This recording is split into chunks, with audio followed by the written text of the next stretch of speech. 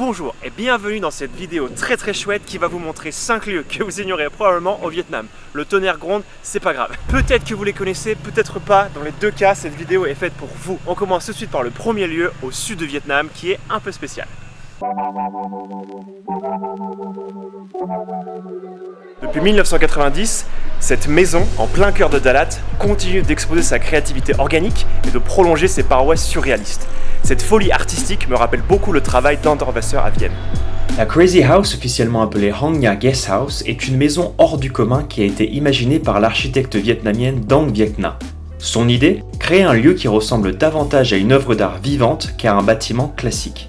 Ici, pas de ligne droite ni d'angle parfait, tout est organique, comme si la maison avait poussé naturellement au milieu de la forêt. La créatrice du lieu explique d'ailleurs que son objectif était de rappeler l'importance de la nature et de créer un endroit où l'architecture semble pousser comme un organisme vivant.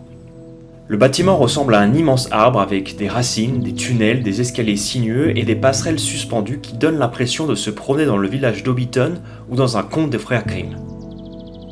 Et comme un organisme vivant, la Crazy House n'est jamais vraiment terminée. De nouvelles parties sont ajoutées régulièrement et ce, depuis plus de 30 ans.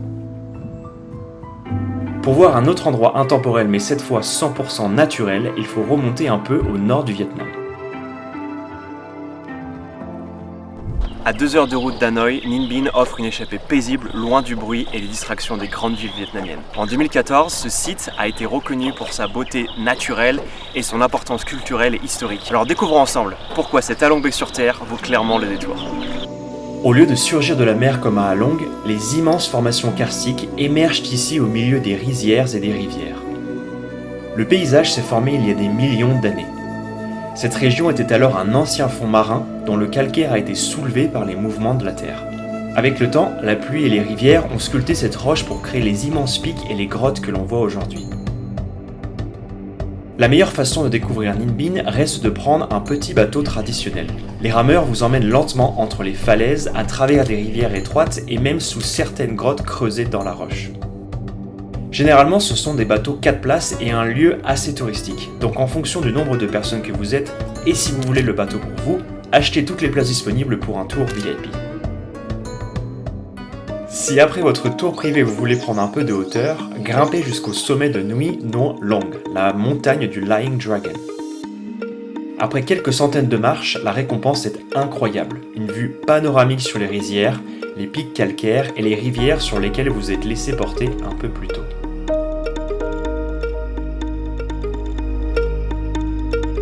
Pour la suite de cette vidéo, nous allons voyager à travers le temps et les époques au Vietnam. Pour vous, je vais vous donner 3 lieux bien distincts qui vous feront le même effet qu'une DeLorean à 80 000 miles à l'heure.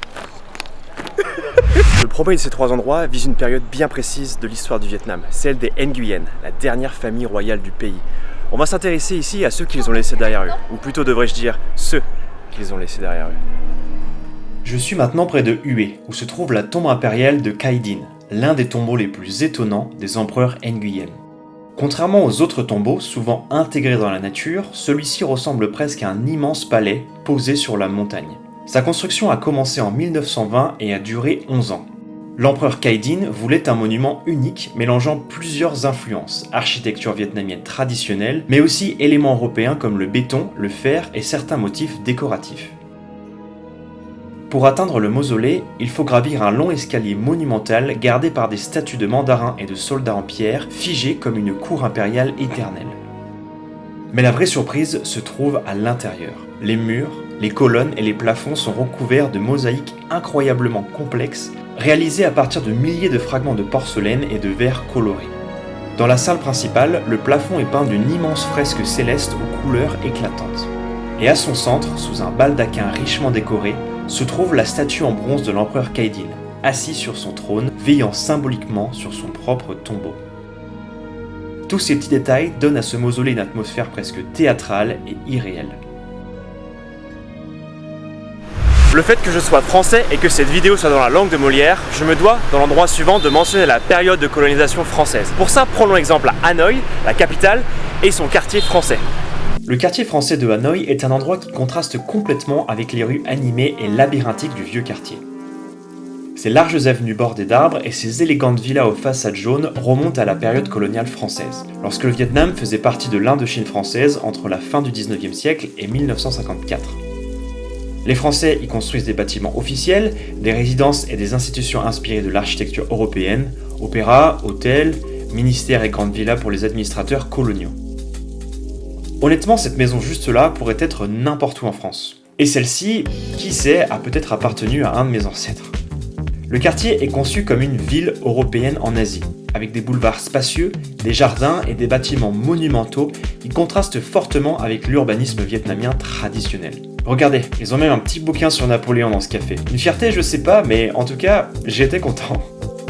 Un quartier donc qui raconte une période complexe de l'histoire du Vietnam, mais l'histoire du Vietnam ne se limite pas à la période coloniale. En continuant vers le centre du pays, près de Quang Ngai, se trouve Son Mai. Il est malheureusement impossible de faire une vidéo sur le Vietnam sans aucune mention des guerres que le pays a dû endurer. Le mémorial qui est derrière moi est dédié à un des moments charniers du conflit entre les États-Unis et le Vietnam. Un des pires massacres du conflit et aussi un moment pivot dans la perception de cette guerre à travers le globe.